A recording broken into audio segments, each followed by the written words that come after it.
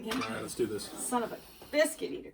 Heather has undergone hormone treatments. Heather?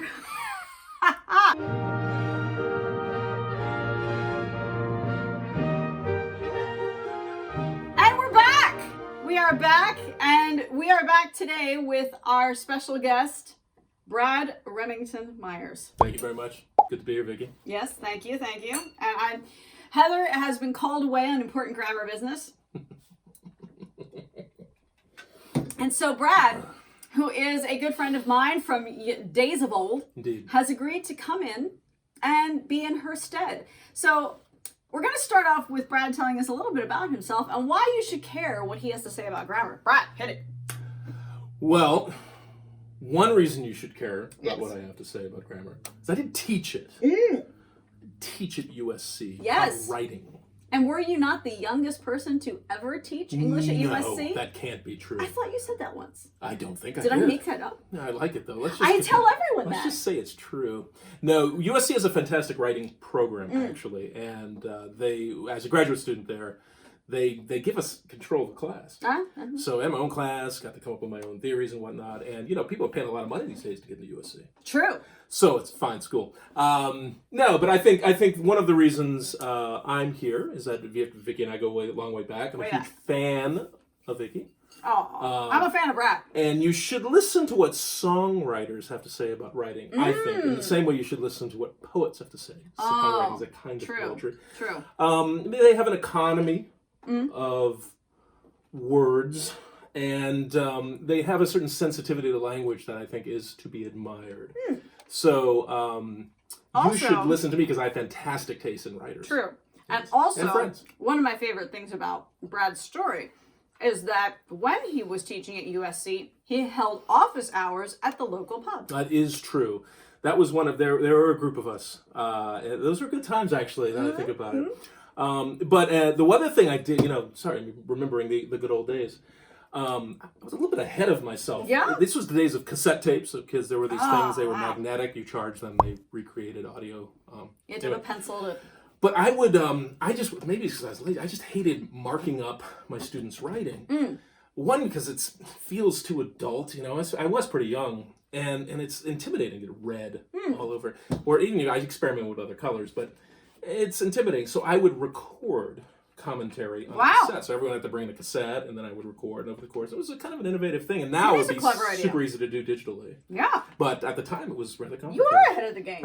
I haven't thought about this for 20 years. Wow. No, but so I think teaching writing at the college level is interesting because you have to help your students unlearn some of the things that help them do really well on the SAT. So a lot of the crap that I taught them. No, it is very important what you said. For instance, the last episode really focused on, and you were right with the 5-paragraph essay format, which is absolutely essential if you want to score well on the SAT and get into a good college like USC. Like USC, where Brad will say, damn these women. That's right, and not have to, bribe anybody to get into USC. But once you're there, you may, especially if you work in the humanities, you have to learn a different style of writing, which tends to be called argumentative writing. It doesn't mean you're yelling.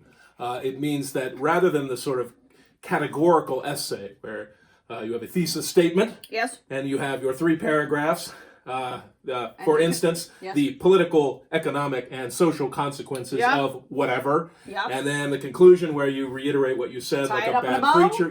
That all works beautifully to get you into college. And once you're in college, you have to start to defend the thesis, and your writing takes on characteristics that you might find in like legal in the courtroom.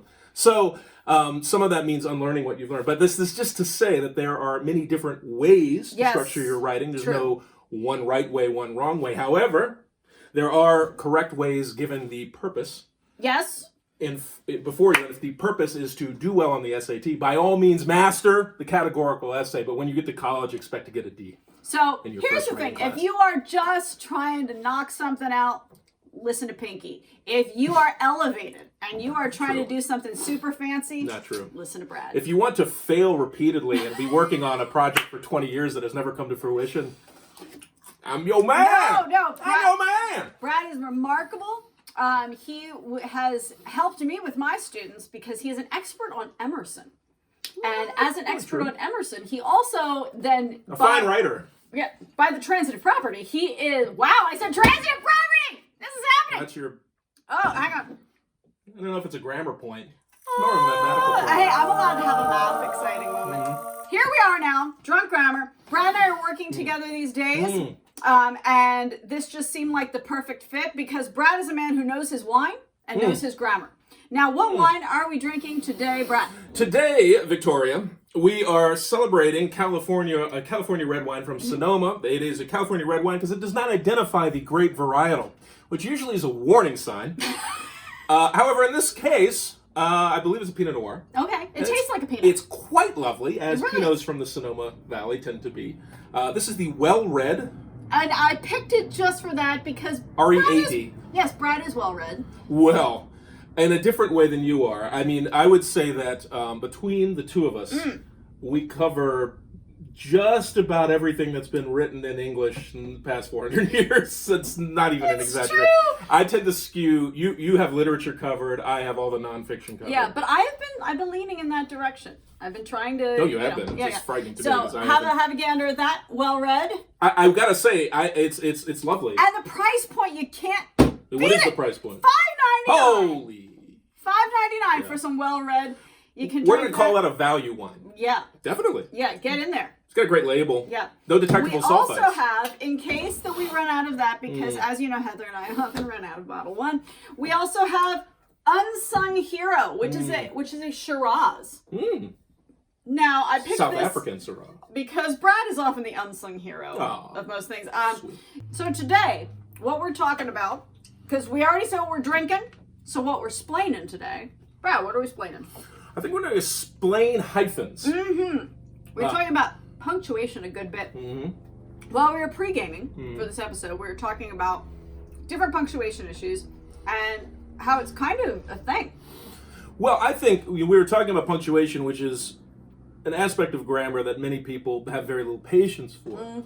But in many ways, being thoughtless about your punctuation can go a long way to undermining all the hard work you put into your writing in the same way that sort of not taking a look at yourself in the mirror before you head out for the evening.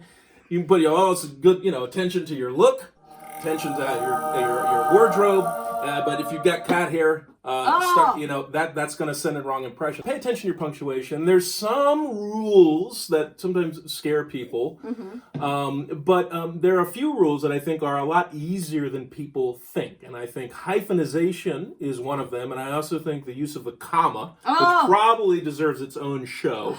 But there are a couple hints with commas that I think we can throw out a couple rules that are more or less universal that can help alleviate some of your anxiety. Yes. See, look at how Brad just makes things, as we like to say on Drunk Grammar, cogent. What? She likes when I say cogent. Cogent and succinct. Yes. We definitely had a lot of issues with commas in the Oxford comma. I have strong opinions. I do too. There's a mug in my kitchen that says Team Oxford comma. Yes, and see, I'm not. He's not Team Oxford comma. Team Cambridge comma, or whatever we call it. Basically, the Oxford comma is the comma that you put before the word "and" when you are listing three or more items usually at the end of a sentence. Clarity. So, for instance, if I were to write, I brought the wine, the crudité, and the dip. Nice. Those in favor of the Oxford comma will always put a comma before "and," or attached to the word right before "and," the conjunction "and." The advantage of the Oxford, in favor of the Oxford comma, is the fact that the rule is absolute, universal, and categorical. So we have a very simple rule. Always put a comma before the "and," and you before the "and" when you give the final item in a list. Yes. All right. And it makes things clear. It does. However, the rule is simple, but it clutters up your sentence by adding a comma. I would argue is unnecessary. Those who do not subscribe to the Oxford comma will say that, well, you would only need a comma before "and" if it were confusing in some way if you were to leave it out, which is actually generally a rule with punctuation, but it's specifically with commas. So the and in our school of thought is sufficient, a sufficient indicator that you have come to the last item in a list. Seems good enough to me. So I don't think you need the comma. It's superfluous and redundant in my book. In most of the writing that we do, that's expressive writing, that Oxford comma to me is a piece of punctuation that is unnecessary, and anything unnecessary, a la Strunk and White, to name it, look it up, Google Here he it. goes. In that school of thought, just shouldn't belong there, because again, punctuation, there's speed bumps that interfere with the rhythm of your prose. And so a lot of times a comma indicates pause. Almost like, we can go back to rhythm, bass player. Right? No, I agree. It's like a rest. Yes, and you often at the end of a list, that kills your momentum. Usually when you go ba-ba, ba-ba, and blah, you don't want people going ba-ba, ba-ba, and ba. You might, if you do, by all means, use the Oxford comma. But most of us like that. I don't think it's mouse. It's rhythm. It's important.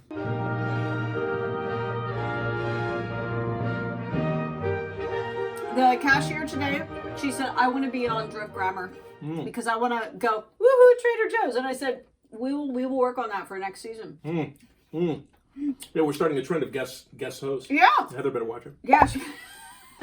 I know. We all miss Heather. We do miss But Heather. see what happened. Not quite the eye candy Heather is.